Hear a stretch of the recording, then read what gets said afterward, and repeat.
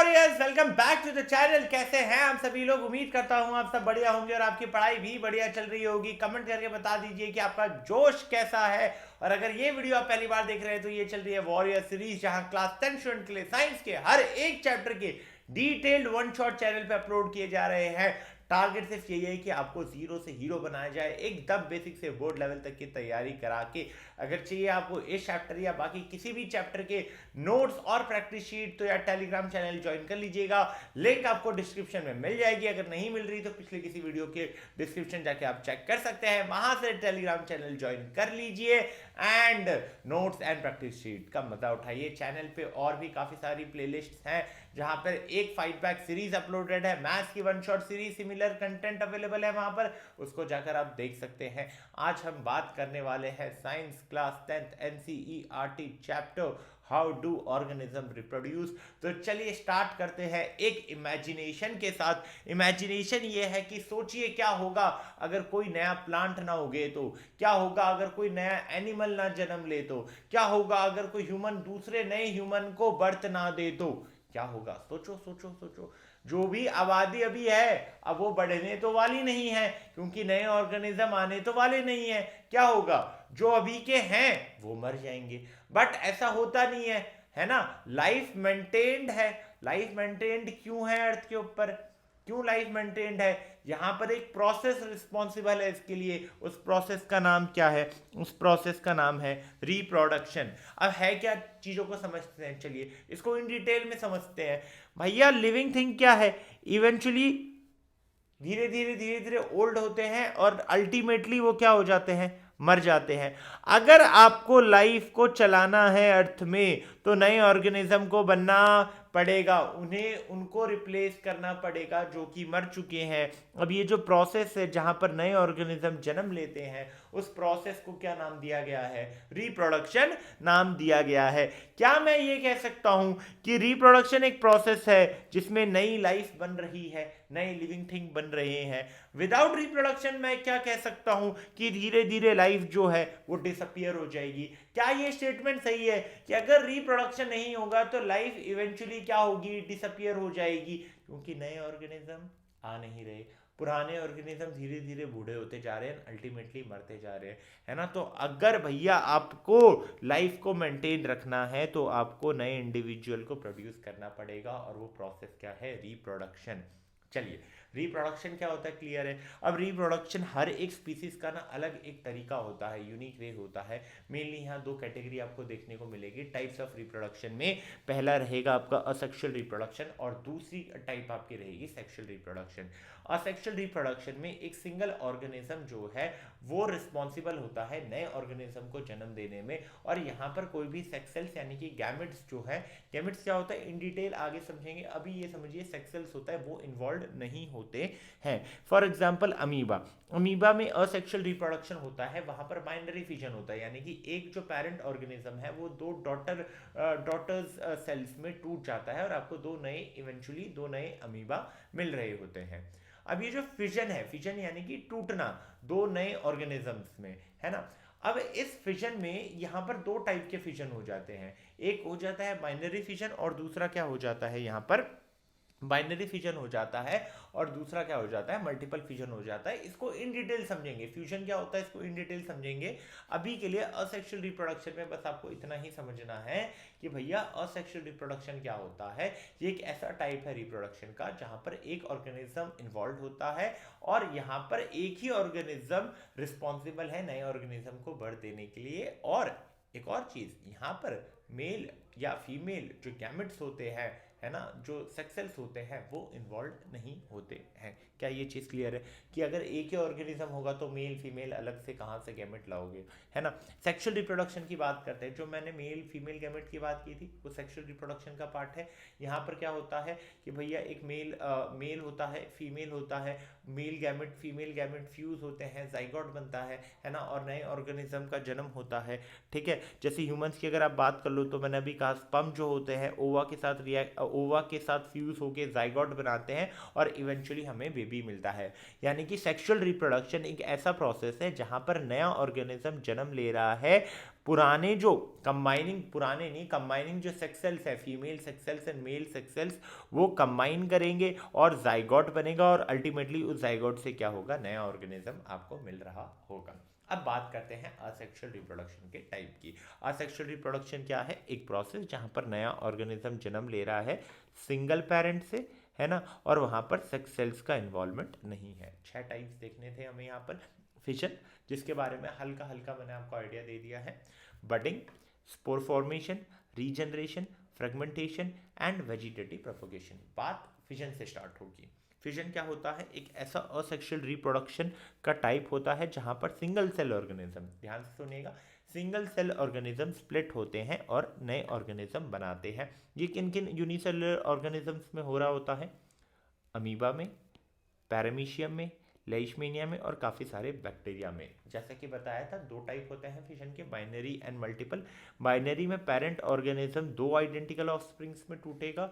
Multiple में आपका जो पेरेंट ऑर्गेनिज्म है वो 2 से ज़्यादा ऑफस्प्रिंग्स पे टूट रहा होगा। एग्जाम्पल देख लेते हैं। प्लाज्मोडियम अगर आप देखोगे मलेरियल कॉजिंग पैरासाइट्स होता है। यहाँ पर जो ऑर्गेनिज्म है वो काफ़ी सारे डॉटर सेल्स में टूटेगा। यहाँ पे इंडिविजुअल न्यूक्लियस देख रहे हैं, देन ये न्यूक्लियस क्या होगा, ये न्यूक्लियस काफ़ी सारे न्यूक्लियस में डिवाइड होगा एंड देन ये जो आपका सिस्ट है ये ब्रेक होगा और काफ़ी सारे डॉटर सेल्स जो हैं वो रिलीज हो जाएंगे। अमीबा में हमने जैसे बात की थी, यहाँ पर बाइनरी फिशन होता है। ये आपका एक अमीबा है, यहाँ पे आपका न्यूक्लियस देख रहे हो, न्यूक्लियस स्प्लिट हुआ एंड देन फिर आपको 2 daughter cells, identical daughter cells जो है वो मिल गई। ये क्या प्रोसेस है? फिशन है। इसके बाद हम बात करेंगे बडिंग में। बडिंग में क्या होता है? बडिंग एक ऐसा टाइप ऑफ असेक्सुअल रिप्रोडक्शन होता है जिसमें पेरेंट ऑर्गेनिज्म में एक small part as a bud develop होता है एंड देन धीरे धीरे वो बर्ड जो है वो कम्प्लीटली डेवलप होता है एंड जैसे वो कम्प्लीटली डेवलप हो जाता है वो क्या हो जाता है? डिटैच हो जाता है और एक नया ऑर्गेनिज्म बनाता है। एग्जाम्पल के तौर पे आप क्या ले सकते हो? हाइड्रा एंड ईस्ट, है ना। अब बडिंग इन हाइड्रा देखते हैं। देखिए एग्जाम पॉइंट ऑफ व्यू से बडिंग, रीजनरेशन या फिर फ्रेगमेंटेशन, है ना, जहाँ इस पोर्शन से क्वेश्चन पूछे जा सकते हैं अगर मैं असेक्सुअल रिप्रोडक्शन की बात करूँ तो, है ना। अगर हाइड्रा की बात करें तो एक मल्टी सेलुलर ऑर्गेनिज्म है जिसमें बडिंग होती है, यानी कि एक स्मॉल पार्ट अगर आप देखेंगे धीरे धीरे यहाँ पर आपको डेवलप्ड होता हुआ दिखेगा। धीरे धीरे इस हाइड्रा में क्या होगा? माउथ्स आएंगे, टेंटिकल्स आएंगे और एक बार ये कंप्लीटली फॉर्म्ड हो जाता है देन ये पेरेंट ऑर्गेनिज्म से, जो कि पेरेंट है, उससे डिटैच होके एक सेपरेट ऑर्गेनिज्म की तरह एक्ट करता है। क्लियर है? एक बर्ड ग्रो हुआ, धीरे धीरे धीरे धीरे जब ये फुल्ली डेवलप्ड हो गया तो वो डिटैच हो जाएगा। अगर बडिंग क्लियर है तो बात करेंगे स्पोर फॉर्मेशन की। स्पोर फॉर्मेशन में क्या होता है? प्लांट, फंजाई और कुछ बैक्टीरिया जो होते हैं वो स्पोर क्रिएट करते हैं एंड ये स्पोर्स क्या होते हैं? ये रिप्रोडक्टिव यूनिट होते हैं, टाइनी माइक्रोस्कोपिक रिप्रोडक्टिव यूनिट होते हैं जो कि एयर में डिस्पर्स होते हैं एंड अगर मान लीजिए इनको एक सुटेबल कंडीशन मिल जाए, सरफेस मिल जाए, देन ये फिर क्या करेंगे? नए ऑर्गेनिज्म को फॉर्म करेंगे। ये चीज़ क्लियर है? चलिए, ब्रेड माउल्ड राइजोपस की अगर बात करते हैं तो एक फंगस है जो कि रिप्रोड्यूस करता है इसी प्रोसेस से, जो कि है स्पोर फॉर्मेशन। यहाँ पे जो स्पोर्स हैं अगर उसको मॉइस्ट ब्रेड मिल जाता है देन वो वाइट कॉटनी मास में डेवलप्ड हो जाते हैं और इवेंचुअली वो टर्न हो जाते हैं। देन वापस से अगर वो बर्स्ट होता है, क्या बर्स्ट होता है? स्पोरेंजिया बर्स्ट होता है तो और स्पोर्स आपको वहाँ पर मिल रहे होते हैं। ये स्पोर फॉर्मेशन वाला पार्ट है जहां पर जो आपका कंडक्टिंग पार्ट बोल रहा हूँ, रिप्रोडक्टिव पार्ट जो है, जो आपका रिप्रोडक्टिव पार्ट है वो क्या है? आपका स्पोर्स है। क्लियर है ये चीज? चलिए अब बात करते हैं रीजनरेशन की। रीजनरेशन एक ऐसा प्रोसेस है जहां पर part of organism fully develop हो जाता है नए ऑर्गेनिज्म में। मान लीजिए आपके पास एक ऑर्गेनिज्म है, वो ऑर्गेनिज्म स्प्लिट हो गया है ना, किसी भी कारणवश वो स्प्लिट हो गया है तो हर एक स्प्लिट पार्ट नए ऑर्गेनिज्म में कन्वर्ट हो जाएगा। एग्जांपल यहाँ हाइड्रा एंड प्लानेरिया आपको देखने को मिलेगा जहाँ पर स्पीसीज मान लीजिए अगर पीसेस में कट हो जाते हैं तो हर पीसेस रीजनरेट हो जाता है कंप्लीट ऑर्गेनिज्म में, है ना। ये चीज़ क्लियर है? अगर आप बात करेंगे प्लानेरिया की तो एक फ्लैट फॉर्म है जो कि रीजनरेट हो जाता है न्यू वॉर्म्स में। मान लीजिए ये इतने पार्ट्स में टूटा, हर पार्ट इंडिविजुअली क्या करेगा? ग्रो कर जाएगा। अब यहाँ पर स्पेशल स्पेशलाइज सेल्स जो होते हैं उनका रोल होता है, और वो जो नेसेसरी टिश्यू एंड ऑर्गन होते हैं ये स्पेशलाइज सेल वो टिश्यू एंड ऑर्गन बना देते हैं, जिसके कारण आपको हर एक पार्ट सेपरेट ऑर्गेनिज्म में डेवलप्ड होता हुआ दिखेगा। क्या ये चीज़ क्लियर है? चलिए बात करेंगे फ्रेगमेंटेशन की, जो समहाउ इससे काफ़ी ज़्यादा सिमिलर है, जो कि आपको स्पाइरोगैरा में देखने को मिल सकता है। यहाँ पर क्या होता है कि भैया स्प्लिटिंग होती है ऑर्गेनिज्म की काफ़ी सारे फ्रेगमेंट में, और हर एक फ्रेगमेंट जो होता है वो कैपेबल होता है, जैसे हम देख सकते हैं आप फ्रेगमेंट 1, फ्रेगमेंट 2, फ्रेगमेंट 3, और हर एक फ्रेगमेंट जो है इंडिविजुअल ऑर्गेनिजम्स में जो है कंप्लीटली आपको मिल रहा होगा। क्या फ्रेगमेंटेशन क्लियर है? अगर फ्रेगमेंटेशन वाला पार्ट क्लियर है तो गाड़ी को आगे बढ़ाएंगे और बात करेंगे वेजिटेटिव प्रोपोगेशन की, कि वेजिटेटिव प्रोपोगेशन होता क्या है। वेजिटेटिव प्रोपोगेशन एक असेक्सुअल रिप्रोडक्शन का टाइप है, जहां पर नया प्लांट ग्रो करता है। वेजिटेटिव पार्ट जैसे कि आपका स्टेम हो गया, रूट हो गया, लीव हो गया, ऐसा पार्ट जो कि रिप्रोडक्शन में उसका कोई रोल नहीं है ना। तो वहां पर क्या डेवलप होता है? New plant. जैसे ब्रायोफाइलम प्लांट है, ब्रायोफाइलम प्लांट की जो लीव्स हैं उसमें बर्ड्स डेवलप होते हैं उसके एजेस के साइड में, है ना, और धीरे धीरे ये बर्ड क्या होते हैं, फॉल ऑफ करते हैं और नया प्लांट बनाते हैं। सिमिलरली अगर आप बात करोगे मनी प्लांट की, मनी प्लांट भी प्रोपोगेट हो सकता है। आप काटिए उसके स्टेम को, वापस से आप गाड़ दीजिए, वापस से उसके रूट्स क्या होंगे, डेवलप करने लगेंगे और वो एक नया प्लांट बन जाएगा, है ना। कभी अगर मनी प्लांट आपने लगाया हो तो आपको इसका आइडिया होगा, नहीं है तो अपने पेरेंट्स से भी आप पूछ सकते हैं। चलिए अब बात करते हैं कि भैया यहाँ पर असेक्सुअल रिप्रोडक्शन में वेरिएशन कैसे आएगा। देखिए आमतौर पे प्रोसेस क्या है, पहले उसको समझिए। असेक्सुअल रिप्रोडक्शन में टिपिकली जो ऑफस्प्रिंग प्रोड्यूस होते हैं वो जेनेटिकली आइडेंटिकल होते हैं। क्यों? क्योंकि जो जेनेटिक मटेरियल है डीएनए, जिसे डीऑक्सीराइबोन्यूक्लिक एसिड कहा जाता है, वो सेल डिवीजन यानी कि माइटोसिस के दौरान एग्जैक्टली कॉपी होते हैं। अब माइटोसिस क्या इंश्योर करता है कि जो डॉटर न्यूक्लियस है उसको एकदम आइडेंटिकल जेनेटिकल मटेरियल मिले, किसका? एकदम आइडेंटिकल कॉपी मिले पेरेंट के डीएनए का। अब जब न्यूक्लियर डिवीजन होता है, बाकी का सेल भी जो होता है वो डिवाइड होता है और आपको दो डॉटर सेल्स मिलते हैं। इवेंचुअली वो दोनों ग्रो करते हैं और दो जेनेटिकली आइडेंटिकल ऑफस्प्रिंग आपको वहां पर देखने को मिलते हैं। अब ये जो ऑफस्प्रिंग प्रोड्यूस होते हैं असेक्सुअल रिप्रोडक्शन से, इन्हें क्लोन्स कहा जाता है, क्योंकि इनमें एग्जैक्ट कॉपी होती है पेरेंट के डीएनए की। अब वेरिएशन कैसे आता है भैया? असेक्सुअल रिप्रोडक्शन होता कैसे है? रिजल्ट असेक्सुअल रिप्रोडक्शन में थोड़ा सा स्लाइट वेरिएशन इसलिए आ जाता है क्योंकि जो डीएनए रेप्लिकेशन होता है उसमें कुछ एरर आ जाता है। डीएनए रेप्लिकेशन में कॉम्प्लेक्स बायोकेमिकल रिएक्शन होते हैं जो कि 100% एक्यूरेट नहीं होते हैं। अब उसके कारण क्या हो जाता है, डीएनए रेप्लिकेशन में कुछ एरर आ जाता है एंड उस एरर के कारण क्या होता है, कुछ वेरिएशंस आ जाते हैं जो ऑफस्प्रिंग्स होते हैं उनमें। यानी कि अब जो न्यूली सिंथेसाइज्ड डीएनए मॉलिक्यूल है वो सिमिलर तो है बट आइडेंटिकल नहीं है। सिमिलर है but it is not identical to original DNA. यहाँ पर माइनर डिफरेंस आपको डीएनए स्ट्रक्चर में देखने को मिलेंगे, जिसके कारण स्लाइट वेरिएशन जो है ऑफस्प्रिंग्स में देखने को मिलता है। डिस्पाइट की ओवरऑल जेनेटिक सिमिलर है, आपको कुछ ना कुछ थोड़ा बहुत वेरिएशन देखने को मिलेगा डीएनए रेप्लिकेशन में एरर आने के कारण, है ना। अब सिग्निफिकेंस देखेंगे भैया, डीएनए कॉपिंग का सिग्निफिकेंस क्या है? डीएनए रेप्लिकेशन ये इंश्योर करता है कि जो कैरेक्टरिस्टिक है पेरेंट ऑर्गेनिज्म की वो पास ऑन करे आपके नए ऑफस्प्रिंग को, है ना। बट जो ये ओकेजनल इनएक्यूरेसी डीएनए कॉपिंग में आती है जिसके कारण वेरिएशन आ जाता है, ये उस स्पीसीज का नए ऑफस्प्रिंग का सर्वाइवल चांस जो है वो बढ़ा देता है। कैसे उसको समझते हैं? मान लीजिए कोई एक एनवायरमेंटल चेंज हुआ, जैसे कि एक्सट्रीम हीट की कंडीशन है, एक्सट्रीम कोल्ड का कंडीशन है या ड्रॉट आ रखा है, तो ऑर्गेनिज्म जिसमें स्लाइट जेनेटिक डिफरेंस होगा उसका सर्वाइवल चांस ज़्यादा है। मान लीजिए एक पॉपुलेशन ऑफ बैक्टीरिया है जो कि लिव कर रहे हैं वाटर में, ठीक है। अब वहां पे पानी का टेम्परेचर जो है सडनली इंक्रीज हुआ है, रीजन आप ग्लोबल वार्मिंग को मान सकते हैं। तो जो मोस्ट ऑफ द बैक्टीरिया हैं वो मर जाएंगे, लेकिन दोस्त जिनमें वेरिएशन है वो रेजिस्ट कर पाएंगे हीट में एंड वो सर्वाइव करेंगे एंड रिप्रोड्यूस करेंगे। वेरिएशन के कारण क्या पता उनमें हीट झेलने की, हीट रेजिस्ट करने की जो कैपेसिटी है वो इंक्रीज हो गई, है ना। तो जैसे ही टेम्परेचर अनफेवरेबल हुआ, कंडीशन अनफेवरेबल हुई, बाकी सारे तो मर गए, लेकिन ये जो स्पीसीज जिनमें वेरिएशन था वो सरवाइव कर गए एंड उन्होंने फिर आगे जाके रिप्रोड्यूस किया। क्या ये चीज़ क्लियर है?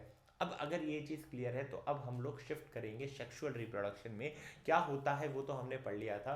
पहले फ्लावर में बात कर रहे होंगे एंड देन हम बात कर रहे होंगे किसमें, देन हम बात कर रहे होंगे ह्यूमंस में। फ्लावर्स की बात कर लेते हैं। तो फ्लावर्स की बात करने से पहले फ्लावर्स के पार्ट को हम लोग देख लेते हैं, क्योंकि देखिए जहाँ तक मुझे लगता है या तो फ्लावर बनाने के लिए आ जाएगा या तो बना बनाया फ्लावर्स है, लेबल के होंगे पार्ट्स और उन पार्ट्स के नाम आपको लिखने होंगे, उनके फंक्शंस आपको लिखने होंगे, है ना। तो थॉट प्रोसेस इस तरीके से बनाइए कि अपने आप को दोनों ही कंडीशन के लिए प्रिपेयर रखिए, चाहे आपको डायग्राम बनाने के लिए आ जाए या फिर लेबल करने के लिए आ जाए, आप दोनों के लिए ही रेडी रहें। क्लियर है? चलिए, मेन प्लांट्स फ्लावर के लिए क्या है? एक तो रिकेप्टिकल है, ये बेस होता है जिसमें सारे फ्लावर पार्ट जो होते हैं अटैच होते हैं। एक ग्रीन लीफ लाइक स्ट्रक्चर होता है जिसे सेपल्स कहा जाता है, जो कि फ्लावर बर्ड को प्रोटेक्ट करता है। एक कलरफुल पार्ट होता है ना, जिसे पेटल्स कहा जाता है, जो कि रिप्रोडक्टिव ऑर्गन्स को प्रोटेक्ट करता है और पॉलिनेटर्स को अट्रैक्ट करता है। वहाँ पर एक मेल ऑर्गन होता है जिसे स्टेमन कहा जाता है। इस मेल ऑर्गन के दो पार्ट होते हैं, फिलामेंट एंड एंथर। फिलामेंट को स्टॉक भी कहा जाता है और एंथर को पॉलन प्रोड्यूसिंग पार्ट भी कहा जाता है। फिर आएगा आपका कार्पेल यानी कि पिस्टिल, जो कि फीमेल ऑर्गन रहेगा। इसमें स्टिग्मा रहेगा, स्टाइल रहेगा एंड ओवरी रहेगा। ओवरी इस पार्ट को आप कहेंगे, स्टाइल ये वाला पार्ट है एंड स्टिग्मा ये वाला पार्ट है। ये किसके पार्ट्स हैं? पिस्टिल यानी कि फीमेल ऑर्गन के। मेल ऑर्गन अगर आपको यहाँ देखने को मिल रहा होगा, है ना, इसमें आपको एंथर देखने को मिल रहा होगा एंड इसमें यहाँ इस वाले पार्ट को आप क्या बोलते हैं? फिलामेंट बोलते हैं। क्या ये चीज़ क्लियर है? Male organ, female organ. अब हम बात करेंगे डिफरेंट टाइप्स ऑफ फ्लावर्स के। दो टाइप्स होंगे, unisexual and bisexual. Unisexual flower यानी कि उनमें एक ही ऑर्गन होगा, मेल ऑर्गन या तो फीमेल ऑर्गन। आइदर उनके पास स्टेमन होगा, आइदर उनके पास पिस्टिल या कार्पेल होगा। फॉर एग्जाम्पल पपाया का जो प्लांट है या वाटरमेलन के जो फ्लावर्स होते हैं, उनमें एक ही मेल ऑर्गन हो सकता है या तो फीमेल ऑर्गन हो सकता है। और अगर दोनों ही प्रेजेंट है तो उन्हें बाइसेक्सुअल फ्लावर बोलते हैं। फॉर एग्जांपल हिबिस्कस या मस्टर्ड फ्लावर, इनमें दोनों ही मेल ऑर्गन भी प्रेजेंट होते हैं यानी कि स्टेमन भी होता है, और फीमेल ऑर्गन यानी कि पिस्टिल या फिर हम उसे कार्पेल कह सकते हैं। तो आई गेस आपको unisexual flower and bisexual flower दोनों ही क्लियर होंगे। चलिए अब बात करते हैं रिप्रोडक्शन फ्लावर में कैसे होते हैं। इसमें जो सबसे पहला स्टेप होता है वो पॉलिनेशन होता है। पॉलिनेशन क्या होता है भैया? जो पॉलन ग्रेन्स होते हैं इनका ट्रांसफर होता है मेल पार्ट यानी कि एंथर से फीमेल पार्ट यानी कि स्टिग्मा में। एंथर से स्टिग्मा जाते हैं। अब दो टाइप का पॉलिनेशन हो सकता है। सेल्फ पॉलिनेशन यानी कि एक ही प्लांट के एंथर से दूसरे उसी प्लांट के स्टिग्मा में पॉलन ग्रेन्स का ट्रांसफर हो रहा है। अगर एक प्लांट के एंथर से दूसरे प्लांट के स्टिग्मा में ट्रांसफर हो रहा है then it is a cross pollination. Plant के विद इन हो रहा है सेल्फ पॉलिनेशन, दो प्लांट्स के बीच में हो रहा है क्रॉस पॉलिनेशन। क्या ये चीज क्लियर है? Self pollination and cross pollination clear है? चलिए अब बात को आगे बढ़ाते हैं एंड अब डिस्कस करेंगे किसको? फर्टिलाइजेशन को। पॉलिनेशन के बाद नेक्स्ट स्टेप क्या होता है? फर्टिलाइजेशन का होता है। जब पॉलन ग्रेन स्टिग्मा के ऊपर लैंड करते हैं तो वो एक ट्यूब ग्रो करते हैं और वो ट्यूब इवेंचुअली कहाँ तक चली जाती है? वो ट्यूब इवेंचुअली ओवरी तक चली जाती है जहाँ पर ओव्यूल सिचुएटेड होता है। अब उस ट्यूब के हेल्प से जो पॉलन यानी कि मेल गैमेट होता है वो नीचे आता है और फीमेल गैमेट यानी कि ओवम के साथ फ्यूज करता है ओव्यूल के अंदर और एक फर्टिलाइज एग यानी कि क्या बना रहा होता है? जाइगोट बना रहा होता है। अब यहाँ पर फ्रूट और सीड का फॉर्मेशन होता है। एक बार फर्टिलाइजेशन हो जाता है तो ओव्यूल जो है वो सीड में डेवलप हो जाता है और ओवरी जो है वो ट्रांसफॉर्म होता है किसमें? फ्रूट में। अब आपका जो ये फर्टिलाइज जाइगोट है ये डिवाइड होता है और क्या बनाता है? एम्ब्रियो बनाता है सीड के अंदर, है ना। और जो ओवरी होती है वो क्या बनाता है? एक प्रोटेक्टिव फ्रूट बनाता है। और जो अदर पार्ट होते हैं फ्लावर के, पेटल्स हो गया, सेपल्स हो गया, वो धीरे धीरे झड़ जाते हैं। क्या ये चीज़ क्लियर है? अब यहाँ से जर्मिनेशन और सीड डिस्पर्सल भी समझ लीजिए कि जर्मिनेशन क्या होता है। जर्मिनेशन का मतलब होता है, मान लीजिए आपने सीड को एक सूटेबल यानी कि राइट कंडीशन दे दी है, इनफ अमाउंट ऑफ वाटर दे दिया है, वार्मथ दे दिया है, एयर दे दिया है, तो अब वो सीड क्या करेगा? ग्रो करेगा। सीड ने क्या किया? वाटर को अब्जॉर्ब किया, स्वेल हुआ और सीड जो कोट से वो स्प्लिट हुए और जो एम्ब्रियो था सीड के अंदर का वो ग्रो हुआ और इवेंचुअली उसने एक नया प्लांट बनाया।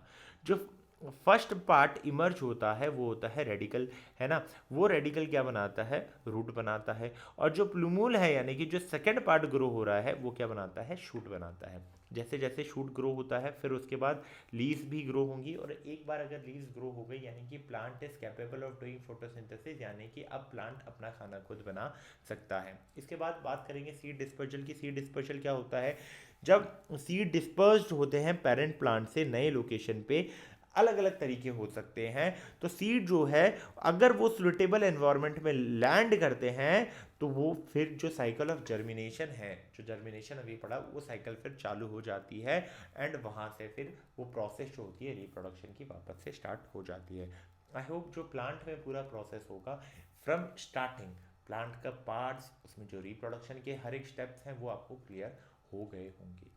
अब हम स्विच कर रहे हैं किसमें, हम स्विच कर रहे हैं ह्यूमंस में।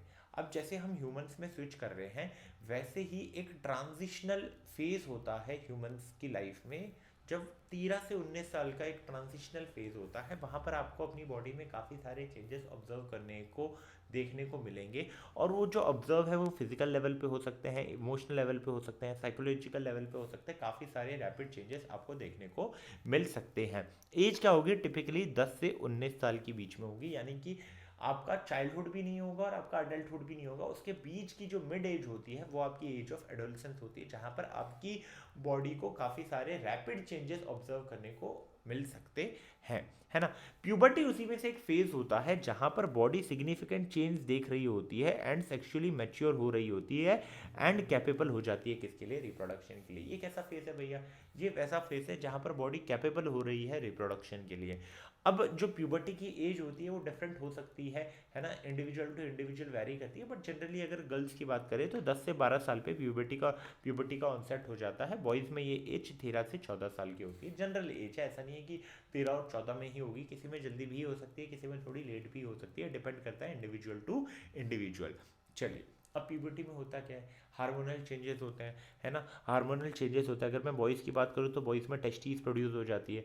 टेस्टीज एक हार्मोन प्रोड्यूस करते हैं, टेस्टीज प्रोड्यूस नहीं हो जाती, सॉरी, जो टेस्टीज होते हैं वो हार्मोन प्रोड्यूस करते हैं। टेस्टीज तो होता ही है मेल में, मैं भी क्या बोल रहा हूँ, अभी हम लोग देखेंगे उसको मेल रिप्रोडक्टिव सिस्टम में।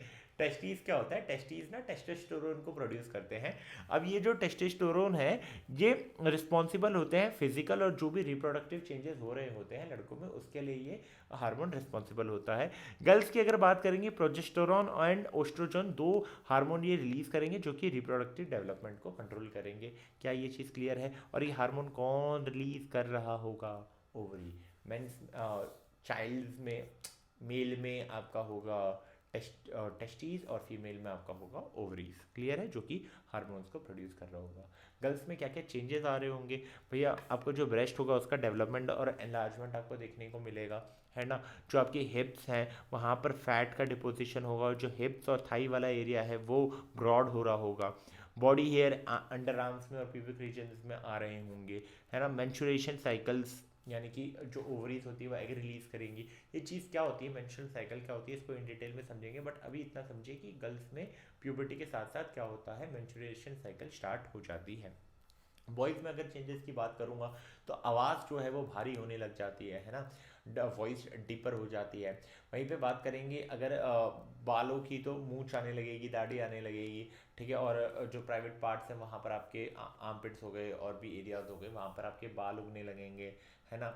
और आपकी जो बॉडी है वो कैपेबल हो जाएगी कि आप मतलब रिप्रोडक्शन जो है वो कर सकते हो।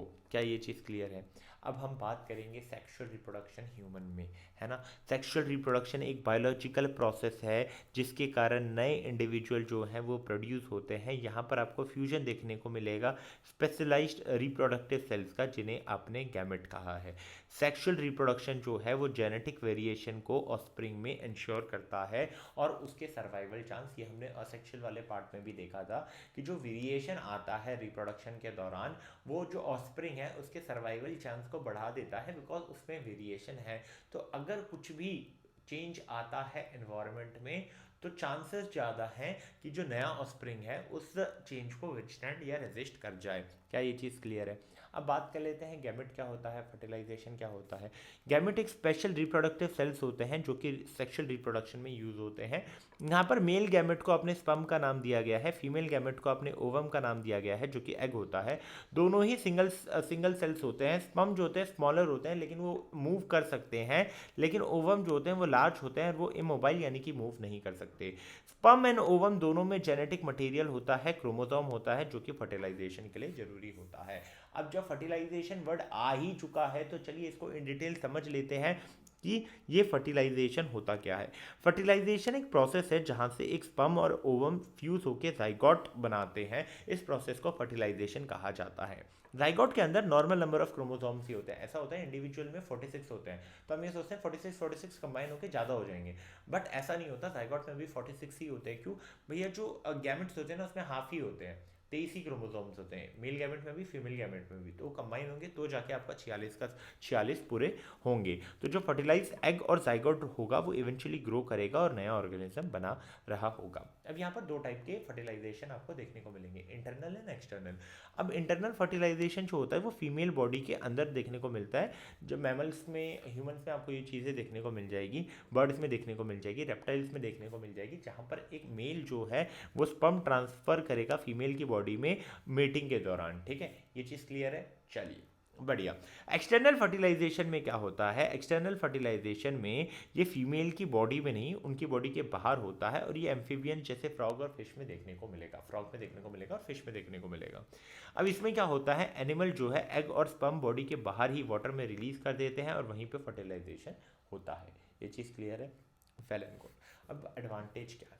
देखिए, एडवांटेज ये है कि जेनेटिक वेरिएशन आपको देखने को मिलती है, बार बार इसी चीज़ का डिस्कशन हो रहा है। ऑस्प्रिंग जो है उसमें इनहेरिट का जो ऑस्प्रिंग है, जेनेटिक मटेरियल उसमें कहाँ से आ रहा है? दोनों ही पेरेंट्स से आ रहा है, जिसके कारण डाइवर्सिटी आ जाती है। और जब डाइवर्सिटी आ जाती है तो वो उसके सर्वाइवल चांसेस को इंक्रीज कर देता है। अगेन ये वही क्वेश्चन है कि यार डीएनए का अमाउंट बढ़ा क्यों नहीं? हमने डिस्कस कर लिया क्यों नहीं बढ़ा, क्योंकि यार मेल फीमेल गैमेट दोनों में 23 आता है, कंबाइन होगा तो ये तो 46 आएगा। अगर उन दोनों में 46 होता तो कंबाइन करके ज़्यादा हो जाते, बट उन दोनों में ही 23 होते हैं और कंबाइन करके वो क्या बनाते हैं, 46 बनाते हैं। क्या ये चीज़ क्लियर है? चलिए, अगर अब ये चीज़ क्लियर है तो अब हम बात को आगे बढ़ाएंगे रिप्रोडक्शन वाले फेज में और इन डिटेल जाएंगे, जहाँ पर अब हम लोग पढ़ रहे होंगे male reproductive system, female reproductive system को। मेल रिप्रोडक्टिव सिस्टम एक कॉम्प्लेक्स स्ट्रक्चर है जो कि डिज़ाइन किया गया है ताकि आप प्रोड्यूस कर सको और डिलीवर कर सको स्पर्म यानी कि मेल गैमेट को रिप्रोडक्शन के लिए। यहाँ पे पार्ट क्या क्या आपको देखने को मिलेंगे? टेस्टिस देखने को मिलेगा, स्क्रॉटम देखने को मिलेगा, स्पर्म डक्ट देखने को मिलेगा, यूरेथ्रा देखने को मिलेगा, prostate gland and seminal vesicles देखने को मिलेंगे एंड पेनिस देखने को मिलेगा। ये आप पार्ट देख रहे हैं, ये आपका पेनिस है, ये आपका पार्ट यूरेथ्रा वाला पार्ट है, ये आपका पार्ट स्क्रॉटम है जो पाउच लाइक एक स्ट्रक्चर देखने को मिल रहा होगा, फिर ये टेस्टिकल्स हो गए, ये वाला पार्ट है ना, और ये आपका जो पार्ट आ रहा है इसे आपने क्या कहा, वास्ट डिफरेंस का। यहाँ पर आपको प्रोस्टेट ग्लैंड्स और ये सारी चीज़ें इस पार्ट में देखने को, यहाँ वाले पार्ट में देखने को मिल जाएगी। चलिए इन डिटेल समझते हैं हर एक पार्ट का फंक्शन और रोल क्या होता है। टेस्टिस भाई ओवल शेप्ड ऑर्गन होते हैं जो कि एब्डोमिनल कैविटी के आउटसाइड होते हैं एक पाउच में, और उस पाउच का आपने क्या नाम दे रखा है, स्क्रॉटम दे रखा है। मैन की अगर बात करेंगे तो दो ही टेस्टिस होते हैं जिनका फंक्शन होता है मेल गैमेट यानी कि स्पर्म को प्रोड्यूस करना, है ना। और ये एक मेल हार्मोन रिलीज करते हैं टेस्टोस्टेरोन, जो कि रेगुलेट करता है क्या रेगुलेट करता है, जो सेकेंडरी सेक्सुअल कैरेक्टरिस्टिक्स होती है और जो रिप्रोडक्टिव फंक्शंस होते हैं उसके डेवलपमेंट को रेगुलेट करता है टेस्टोस्टेरोन। ये चीज़ क्लियर है। टेस्टिस की अगर एक और चीज़ बात की जाए तो भैया टेस्टिस बॉडी के बाहर होते हैं, क्योंकि स्पर्म फॉर्मेशन में बॉडी से 3 डिग्री कम टेम्परेचर चाहिए होता है, इसीलिए उनका प्लेसमेंट स्क्रॉटम में बॉडी के बाहर रखा गया है ताकि जो लोअर टेम्परेचर उनको चाहिए 3 डिग्री बॉडी से कम वो उनको मिल जाए। ये चीज़ क्लियर है। इसके बाद बात करेंगे स्क्रॉटम। स्क्रॉटम अभी मैंने आपको बता दिया, स्क्रॉटम क्या है, एक मस्कुलर पाउच है जिसमें टेस्टिस रखे रहते हैं। अब इसका काम क्या होता है स्क्रॉटम का, हमने अभी डिस्कस किया कि एक ऑप्टिमल टेम्परेचर प्रोवाइड करता है ताकि स्पर्म प्रोडक्शन हो सके और टेस्टिस को ठंडा रख सके, ठीक है, as compare to rest of the body. Testis पढ़ लिया है, स्क्रोटम पढ़ लिया है, वास्ट डिफरेंस यानी कि स्पर्म डक्ट के बारे में पढ़ते हैं। ये एक लॉन्ग मस्कुलर ट्यूब है जो कि स्पर्म कैरी करती है एपिडायडेमिस से यूरेथ्रा तक। ये चीज़ क्लियर है। अब इसका जो पाथ है ये सेमिनल वेसिकल्स और प्रोस्टेट ग्लैंड के साथ कनेक्ट हो जाते हैं, जहाँ पर ये सेमिनल वेसिकल और प्रोस्टेट कुछ चीज़ें सीक्रेट करते हैं जो कि स्पर्म में ऐड हो जाता है। वही बात कर लेते हैं कि seminal vesicles and prostate glands क्या सीक्रेट करते हैं। सेमिनल वेसिकल ग्लैंड है जो कि सीक्रेट करता है एक फ्लूइड जो कि शुगर में रिच होता है, जो कि स्पर्म को एनर्जी प्रोवाइड करता है। प्रोस्टेट ग्लैंड एक मिल्की सीक्रेशन सीक्रेट करता है जो कि स्पर्म की मोबिलिटी में हेल्प करता है और उसको फर्दर क्या कर रहा होता है और नरिश कर रहा होता है। अगर दोनों के कंबाइंड रोल की बात करें तो ये सीक्रेशन करते हैं इन ग्लैंड से जो मिक्स होता है और एक थिक लिक्विड जो कि सीमेन बनाता है, और ये सीमेन न्यूट्रिशन प्रोवाइड करता है स्पर्म को और उसकी मूवमेंट फैसिलिटेट करता है। क्या ये चीज़ क्लियर है? अब इसके बाद डिस्कशन को आगे बढ़ाएंगे। बात हम किसकी कर रहे होंगे? यूरेथ्रा की कर रहे होंगे। यूरेथ्रा एक ट्यूब है जो कि सर्व करता है कॉमन पैसेज दोनों के लिए ही, यूरिन और सीमेन दोनों के लिए ही ये कॉमन पैसेज प्रोवाइड कर रहा होता है। फंक्शन क्या है कि भैया ये सीमेन ट्रांसपोर्ट करता है एजैकुलेशन के दौरान। जब आप एजैकुलेट करने वाले होते हो तो उस दौरान ये क्या ट्रांसपोर्ट करता है? सीमेन, और ये एक्सटर्नल ऑर्गन यानी कि पेनिस में ओपन होता है। अब बात करेंगे कि पेनिस क्या होता है। पेनिस एक एक्सटर्नल ऑर्गन है जिसके द्वारा सीमेन जो है डिलीवर्ड होता है फीमेल रिप्रोडक्टिव ट्रैक्ट में मीटिंग के दौरान है। जो भी सेक्सुअल इंटरकोर्स हो रहा होता है उसके दौरान पेनिस की ही मदद से जो मेल गैमेट होता है वो फीमेल बॉडी में इंट्रोड्यूस किया जाता है। ठीक है, चलिए अब ये तो समझ में आ गया कि भैया इसके फंक्शंस क्या है। पहले तो सिंपल फंक्शन तो यूरिन बाहर निकालने के लिए, और दूसरा फंक्शन क्या है? सीमेन को ट्रांसफर करने के लिए। कहाँ? फीमेल बॉडी में ड्यूरिंग आपका जो सेक्सुअल इंटरकोर्स हो रहा होगा दो इंडिविजुअल्स में। क्या ये चीज़ क्लियर है? अब स्पर्म डिलीवरी के प्रोसेस को भी समझ लेते हैं कि स्पर्म डिलीवरी का प्रोसेस क्या होता है। अब जो जर्म सेल्स होते हैं या स्पर्म्स होते हैं वो फॉर्म होते हैं टेस्टिस में जो कि स्क्रोटम में होते हैं, और ये एब्डोमिनल कैविटी के बाहर होते हैं, है ना, क्योंकि उनको लोअर टेम्परेचर चाहिए होता है बॉडी टेम्परेचर के कंपैरेटिवली। हार्मोन टेस्टोस्टेरोन जो है वो टेस्टिस से प्रोड्यूस होता है और स्पर्म फॉर्मेशन को ये रेगुलेट करता है। और ये भी चीज़ें मैंने बताई, जो भी सेक्सुअल चेंजेस आपको देखने को मिलेंगे that is due to testosterone. क्या ये चीज़ क्लियर है? स्टोरेज की बात कर लेते हैं। फॉर्मेशन के बाद जो स्पर्म है वो ट्रैवल करता है वास्ट डिफरेंस से, और एक ट्यूब है जो कि टेस्टिस को कनेक्ट करती है यूरेथ्रा से। अब ये वास्ट डिफरेंस ज्वाइन करता है, join with a tube coming from the urinary bladder forming a common passage, यानी कि ये कनेक्ट हो जाती है पाइप जो कि यूरिनरी ब्लैडर के साथ, यूरिनरी ब्लैडर आता है उसके साथ ये कनेक्ट हो जाता है, और एक कॉमन पैसेज ही रहता है सीमेन और यूरिन, स्पर्म और यूरिन के लिए। क्या ये चीज़ क्लियर है? न्यूट्रिशन की अगर बात करेंगे तो जो हमने पढ़ा सेमिनल वेसिकल और प्रोस्टेट ग्लैंड, उससे जो लिक्विड सीक्रेट्स किए गए हैं वो इसको क्या, स्पर्म को क्या करते हैं? न्यूट्रिएंट्स प्रोवाइड करते हैं। ठीक है, न्यूट्रिशन प्रोवाइड करते हैं एंड इंश्योर करते हैं कि वो इजीली ट्रैवल कर सके। क्या ये चीज़ क्लियर है? इसके बाद बात करेंगे स्पर्म का स्ट्रक्चर। स्पर्म क्या होता है? एक टाइनी बॉडीज होती है जिसमें एक स्पेसिफिक जेनेटिक मटेरियल होता है हेड में, और एक लॉन्ग टेल होती है मूवमेंट के लिए। अब ये जो टेल है वो एनेबल करता है स्पर्म को ताकि वो स्विम कर सके फीमेल जर्म सेल की तरफ, और वहाँ पर फर्टिलाइजेशन हो सके एंड जाइगोट फॉर्मेशन हो सके। मेल रिप्रोडक्टिव सिस्टम कवर करने के बाद अब हम अपनी गाड़ी को आगे बढ़ाएंगे और अब डिस्कस कर रहे होंगे फीमेल रिप्रोडक्टिव सिस्टम के बारे में कि फीमेल रिप्रोडक्टिव सिस्टम्स में क्या क्या पार्ट होते हैं, है ना। फीमेल रिप्रोडक्टिव सिस्टम जो होता है वो एग प्रोड्यूस करता है और फर्टिलाइजेशन को सपोर्ट करता है, और यहाँ पर कंडीशन ऐसी होती है कि एक बेबी पूरा अंदर ग्रो कर सके इन और गेस्टेशन पीरियड। क्या होता है गेस्टेशन पीरियड, इसको भी समझेंगे। पार्ट्स क्या होते हैं? ओवरीज, ओविडक्ट जिन्हें फैलोपियन ट्यूब्स कहा जाता है, यूटरस जिसे वॉम्ब कहा जाता है, सर्विक्स एंड वजाइना। चलिए एक एक करके देख लेते हैं। यहाँ पे आप ये जो देख रहे हैं ये आपका ओवरी वाला पार्ट आ गया। यहाँ वाला ये वाला जो पार्ट देख रहे हैं ये पोर्शन, ये आपका सर्विक्स वाला पार्ट आ जाता है।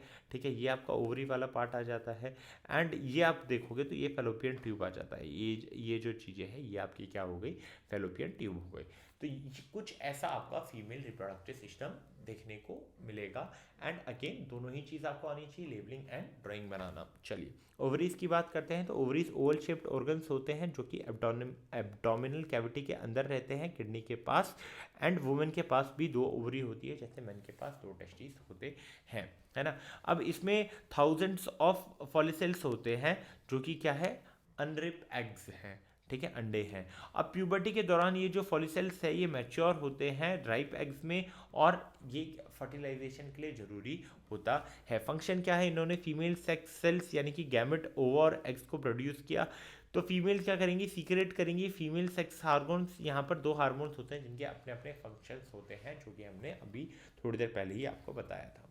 अब नेक्स्ट पार्ट जो है आपका ओविडक्ट होता है। ओविडक्ट एक ट्यूब है जो कि एक फनल शेप है, उसके पास एक फनल शेप ओपनिंग है ओवरीज के पास। अब इसका काम क्या होता है, जो एग रिलीज हुआ है ओवरी से वो एंटर करता है ओविडक्ट में, जो भी उसकी फनल शेप ओपनिंग होती है, और फर्टिलाइजेशन जो एग का होता है वो भी यहीं पर होता है। अब बात करेंगे यूट्रस की, कि यूट्रस यानी कि वॉर्म क्या होता है।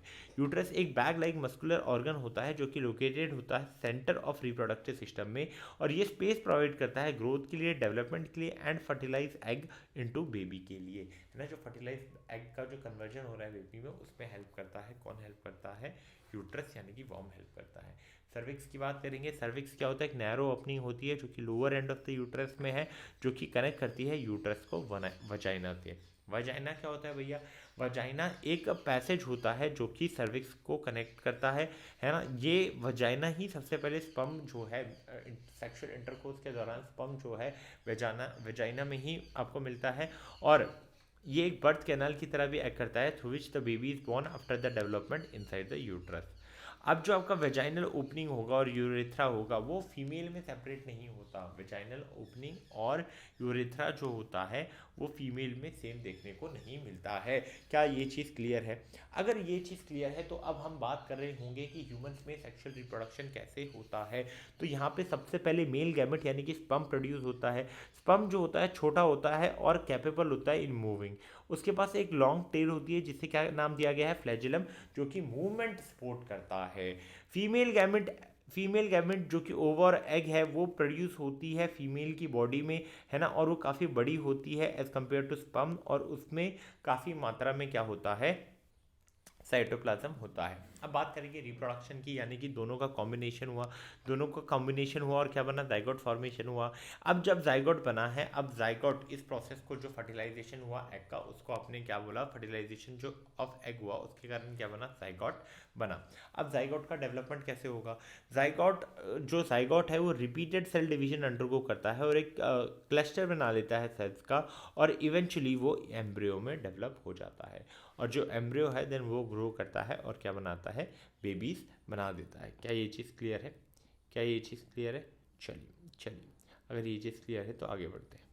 ये चीज़ क्लियर है तो आगे बढ़ते हैं। अब बात करेंगे यहाँ पर प्लासेंटा का रोल क्या होता है ना। सेक्सुअल इंटरकोर्स हो गया, है ना, एग भी फर्टिलाइज हो गया, जाइगोट भी फॉर्म हो गया, तो प्लासेंटा का रोल क्या है? प्लासेंटा का रोल इम्प्लांटेशन के बाद आता है। एक डिस्क लाइक टिश्यू होता है जिसे प्लासेंटा बोलते हैं।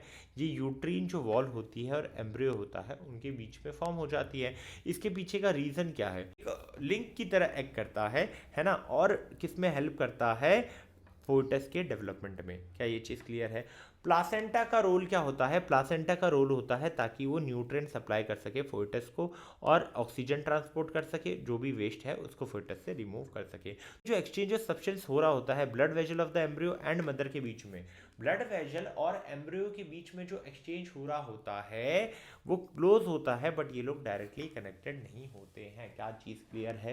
क्या ये चीज़ क्लियर है? चलिए, गेस्टेशन पीरियड मैंने पहले बात की थी। गेस्टेशन पीरियड वो टाइम होता है जो कि कब से कब तक का होता है, फर्टिलाइजेशन से बर्थ का अप्रॉक्सीमेटली 9 महीने यानी कि 38 वीक का हो सकता है, उससे पहले भी हो जाता है, उसके बाद भी होता है। During this period the embryo जो होता है, एम्ब्रियो नहीं, जो एम्ब्रियो होता है प्लांट का वो डेवलप होता है फोर्टस में, एंड फिर वो धीरे धीरे ग्रो करता है। अब बात करेंगे बर्थ प्रोसेस के बारे में। बर्थ के दौरान अगर 3 इडियट मूवी सभी ने देखी होगी तो सब इसके साथ रेजोनेट कर पा रहे होंगे कि एक स्ट्रॉन्ग रिदमिक कॉन्ट्रैक्शन होता है यूट्रस का, और फिर बेबी को पुश किया जाता है वेजाइना के बाहर, है ना। अब बर्थ के दौरान बेबी जो है स्टिल प्लासेंटा से अटैच है। अम्बिलिकल कॉर्ड जो होता है आपने देखा होगा उसी सेम पिक्चर में 3 इडियट अगेन, उसमें जो अम्बिलिकल कॉर्ड होता है, देन आमिर खान उसको वैक्यूम क्लीनर से निकालता है। Again a very unique concept to deliver a baby, ठीक है। उसके बाद उस अम्बिलिकल कॉर्ड को क्या है, काटा जाता है न्यूबॉर्न बेबी का प्लासेंटा से। क्या ये चीज़ क्लियर है? चलिए अब बात करेंगे कि मेंस्ट्रुअल साइकिल गर्ल्स में क्यों आती है। देखिए, फर्टिलाइजेशन हो इसलिए गर्ल्स की बॉडी में क्या प्रोड्यूस होते हैं, अंडे प्रोड्यूस होते हैं, है ना, और वहाँ पर एक काफ़ी थिक लेयर ब्लड वेसल्स की, जो कि ब्लड वेसल्स में रिच होती है, वो डेवलप हो जाता है। अब एग अगर फर्टिलाइज ना हो तो एग अगर फर्टिलाइज ना हो तो क्या होगा, एग्स अगर फर्टिलाइज नहीं होगा तो वो एग भी जाएगा, वो डिस्ट्रॉय हो जाएगा, और जो लाइनिंग बनी थी वो भी डिस्ट्रॉय हो जाएगा। लाइनिंग किस लिए बनती है कि मान लीजिए अगर फीमेल ने कंसीव कर लिया तो वो लेयर पहले से ही बनी होनी चाहिए, तब नहीं बनेगी। ये चीज़ क्लियर है ना। तो ये स्टार्ट कब से होता है, 11 से 14 साल के बीच में, और हर 28 दिन के बीच में होता ही है।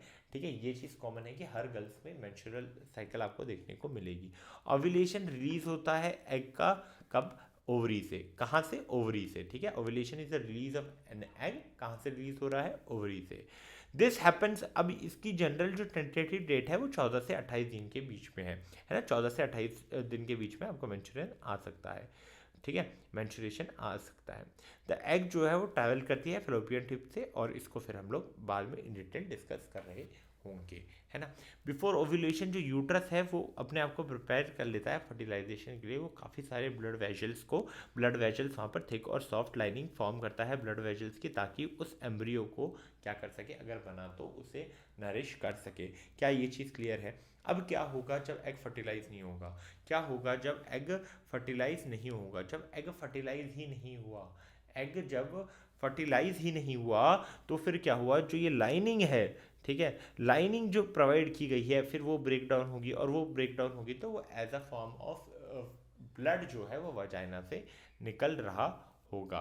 क्या ये चीज़ क्लियर है, क्या ये चीज़ क्लियर है। तो अब हम बात कर लेते हैं रिप्रोडक्टिव हेल्थ के बारे में, जो कि रेफर करता है wellbeing of the reproductive system and ability to make informed decision about reproductive without pressure और रिस्क, है ना। अब यहाँ पर एक चीज़ आप देखिए, रिप्रोडक्टिव के लिए आप एक चीज़ देख सकते हो। पहले मेंस्ट्रुअल साइकिल का एक पॉइंट रह गया था, वो बता देता हूँ यहीं पे, है ना। पता नहीं यहाँ कैसे इंक्लूडेड है कि जो मेंस्ट्रुअल साइकिल है उसकी जो साइकिल है वो 28 से 30 दिन की है। ठीक है, ये चीज़ क्लियर है। अब बात करेंगे रिप्रोडक्टिव हेल्थ की। रिप्रोडक्टिव हेल्थ क्या होता है, रिप्रोडक्टिव हेल्थ यानी कि भैया रिप्रोडक्टिव हेल्थ क्या है, रेफर करता है कि आप वेलबींग कर रहे हो कि नहीं कर रहे हो, है ना। वेलबींग कर रहे हो, और एबिलिटी होती है to make informed decisions about reproductive without pressure और रिस्क टू हेल्थ, है ना। आप कुछ ऐसी चीज़ें कर रहे हो जिससे आपकी बॉडी को हार्म नहीं हो रहा है ना, और उस प्रेशर और रिस्क के बावजूद आप चीज़ें कंटिन्यू फॉरवर्ड कर रहे हो, है ना। चलिए आगे बात करते हैं। एसटीडी क्या होता है, सेक्सुअली ट्रांसमिशन डिसीजेस, है ना। अगर बैक्टीरियल इन्फेक्शन जो ट्रांसफर हो रहा है उसमें गोनोरिया एंड सिफिलिस आएंगे, और वायरस के थ्रू हो रहा है तो उसमें HIV एंड एड्स आएंगे। इसका पॉसिबल ऑप्शन क्या है कि आप कॉन्डम्स यूज़ कर लो। अगर आप कॉन्डम्स यूज़ कर लेते तो एसटीडी तो आपको नहीं होगा, क्योंकि कॉन्डम्स में क्या होता है, कॉन्डम्स में ही, विदाउट कॉन्डम जब आप जाते हो तो चीज़ें फिर ट्रांसफ़र हो जाती है, एंड देन अगर कोई भी एक बॉडी करप्ट है तो दूसरी भी करप्ट हो जाएगी, है ना। चलिए चीज़ क्लियर है। चलिए आगे बात करते हैं कॉन्ट्रासेप्टिव मेथड्स की। तो बैरियर मेथड है कि आपने बैरियर लगा दिया, वहाँ पर आप क्या यूज़ कर रहे हो, कॉन्डम्स यूज़ कर रहे हो, या वेजाइनल बैरियर यानी कि जो वेजाइनल कॉन्डम्स आते हैं वो आप यूज़ कर रहे हो। हार्मोनल मेथड क्या है कि आपने पिल्स खा ली है ना, ताकि वो जो एग है उसको रिलीज करने से बचाया जा सके।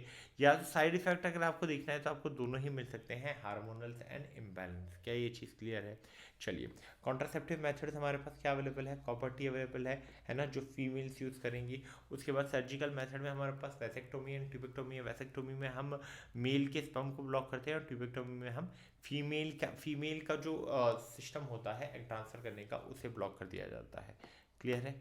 चलिए कॉन्ट्रासेप्टिव मेथड भी क्लियर हो चुका है, एंड हमने वहाँ पर बाकी और बैरियर मेथड एंड और अदर मेथड भी पढ़ ली है। अगर यहाँ तक आपकी गाड़ी पहुँच चुकी है, आपने यहाँ तक पढ़ाई कर ली है, तो बिना किसी देरी के बेल नोटिफिकेशन को ऑन कीजिए, चैनल को सब्सक्राइब कर लीजिएगा, प्लेलिस्ट को अपने दोस्तों के साथ शेयर कर लीजिएगा। फिर मिलेंगे नेक्स्ट क्लास में, तब तक के लिए keep learning, keep growing, tata bye bye, जय हिंद।